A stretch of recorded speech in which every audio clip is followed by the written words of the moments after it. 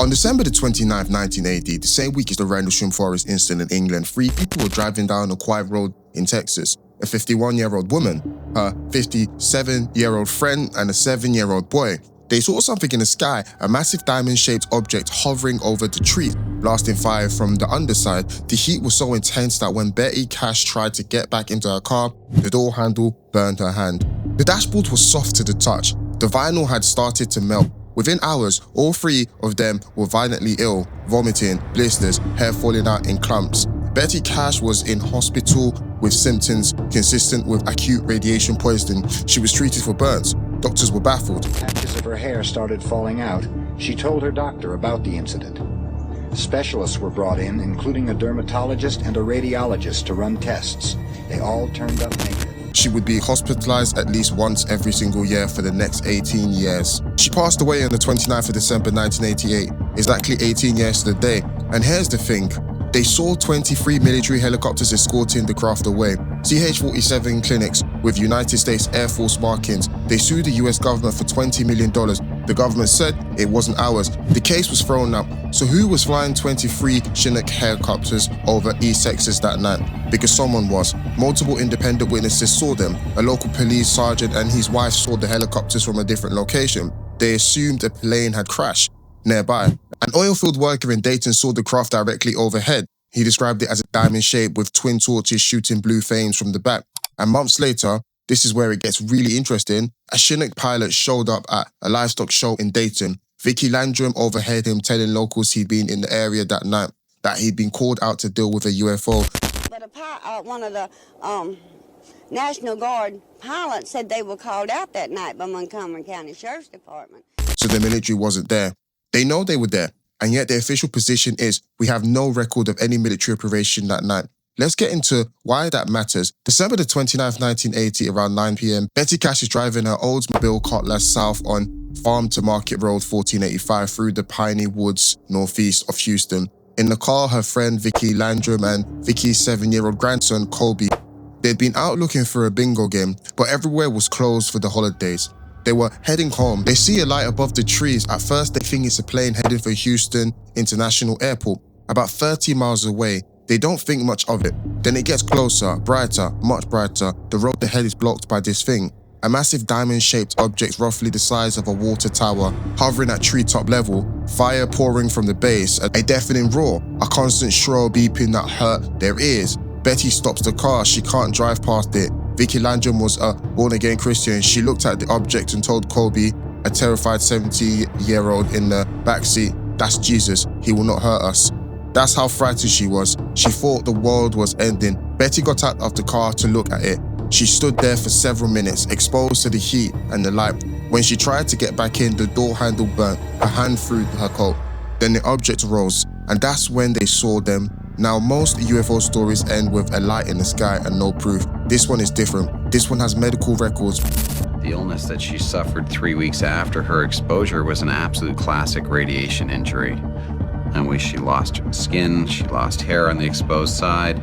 She then had diarrhea, vomiting, and all the illnesses you get, and it was exactly on time. I don't think she would have made it up. And the other thing is I don't think that she could have made it up because she didn't know it, and she's precisely on time for describing what would be a 2-gray to 3-gray radiation exposure. Military witness, a federal lawsuit, and a woman who never recovered. This isn't a story about whether UFOs are real. This is a story about what happened when 3 ordinary people get caught in the middle of something the government refuses to acknowledge, and it cost them everything.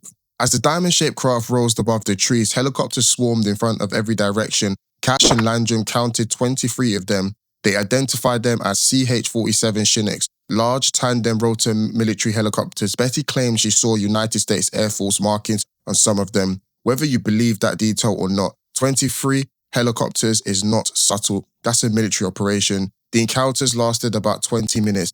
Then the craft and the helicopters moved off. Betty drove the Landrums home and went to bed. By midnight, all 3 of them were sick. Colby woke up vomiting a fever. Vicky was nauseous with what looked like severe sunburn. When Vicky checked on Betty the next morning, she found her in a terrible state. High temperature, large welts across her face and hands. Over the next 4 days, Betty's condition got worse. On January the 3rd, 1981, she was admitted to hospital. She couldn't walk. She had lost patches of her skin and clumps of her hair. She was treated by a doctor for acute radiation poisoning. Over the following 6 weeks, she lost at least half of the hair on her head, some skin on her face, blisters the size of golf balls on her eyeballs, blisters the size of golf balls on her eyelids and temples. And I was too sick to work the next day. My eyes swelled closed and welts appeared on my face and head. I thought I was going to die. Vicky came and took me to the emergency room of the hospital. They treated me like a burn patient. Over the next few days, I kept losing big patches of skin on my face, and about half my hair fell out. They kept me in the hospital over a month with no improvement. Vicky developed cataracts. Her eyesight got steadily worse for the rest of her life. Colby developed a fear of helicopters, understandably, and lost a patch of hair from the top of his head. And Betty Cash was diagnosed with breast cancer in 1983, a condition not documented before the encounter. In 1981, her own doctor noted that her heart condition, pericarditis, inflammation around the heart, was, and I'll paraphrase his exact words, secondary radiation exposure. Her doctor said that the case got attention fast. Vicky appeared on ABC's That's Incredible in 1981. Both women later appeared on The Unsolved Mystery. Story was featured in an HBO documentary, but behind the cameras, the real fight was happening. They contacted the US Senators Lloyd Bentsen and John Tower, who told them to file a complaint at the Bergstrom Air Force Base. In August 1981, Betty, Vicky, and Colby were formally interviewed by Air Force personnel in the base laws library. A military stenographer took notes for over 2 hours. The Air Force told them to get a lawyer and seek compensation. Think about that. The Air Force sat them down, recorded every word, helped them fill out claim forms, and then 4 weeks later, denied any involvement. Desperate, the women wrote to Senator Lloyd Bentsen and Congressman Charles Wilson to ask for medical help and answers. I had received the letters back from Lloyd Bentsen and Charles Wilson telling us to go as soon as we were able to go, that Bergstrom Air Force Base knew all about it and they'd be glad to help us in any way that they possibly could. They said there'd be doctors up there that could help us. And we went up there, and they treated us very dirty. Officials at Bergstrom Air Force Base told them they knew nothing of the incident and informed them their only recourse was to try and sue the United States government for damages. Strangely, however, the military repeatedly attempted to purchase Betty Cash's vehicle, but she refused.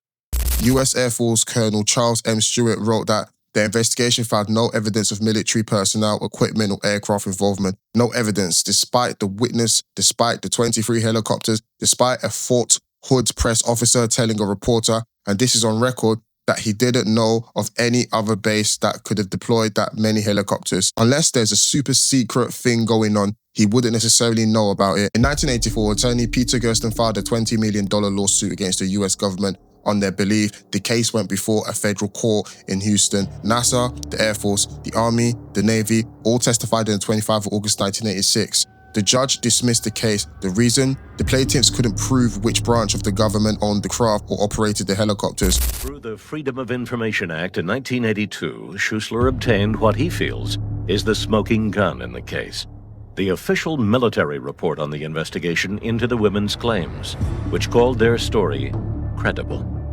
With Schuessler's aid, the two women hired a lawyer. To me, it seemed to be a truthful story. Yes, I've had people who try to, as the saying goes, strap a story on you. I don't believe they were doing that. And the evidence contradicted that too. Nearly 6 years after the alleged incident, Betty Cash and Vicki Landrum believed they might finally get some relief. They filed suit with the U.S. Attorney's Office in Houston, and a preliminary hearing was set for August 1986. Of course, the federal government denied they had any connection with anything like this. And we didn't have any way of proving that the federal government was involved. All we could prove is that women were injured. Who injured them? We couldn't prove it. And so the judge says, I'm dismissing the case. Their hopes crushed, Betty Cash and Vicki Landrum eventually left Texas to escape the painful memories of their ordeal. Not that it didn't happen, just that they couldn't prove who did it. And this is where you have to sit with the logic of this for a second. 23 military helicopters were seen by multiple independent witnesses. The craft caused documented physical injuries. Medical professionals treated the symptoms as radiation exposure. The Air Force formally interviewed the victims. A Fort Hood spokesperson admitted it would take a super secret operation to explain it. And the government's position was, none of it was ours, which leaves you with two options. Either the US military was operating a craft that irradiated 3 civilians and covered it up, or something else was in that sky that night, and the military showed up with 23 helicopters to deal with it, and covered that up instead. Either way, someone is lying, and Betty Cash paid for that lie with 18 years of suffering. She passed away on the 29th of December 1998, the exact anniversary. Vicky Landrum passed away in 2007.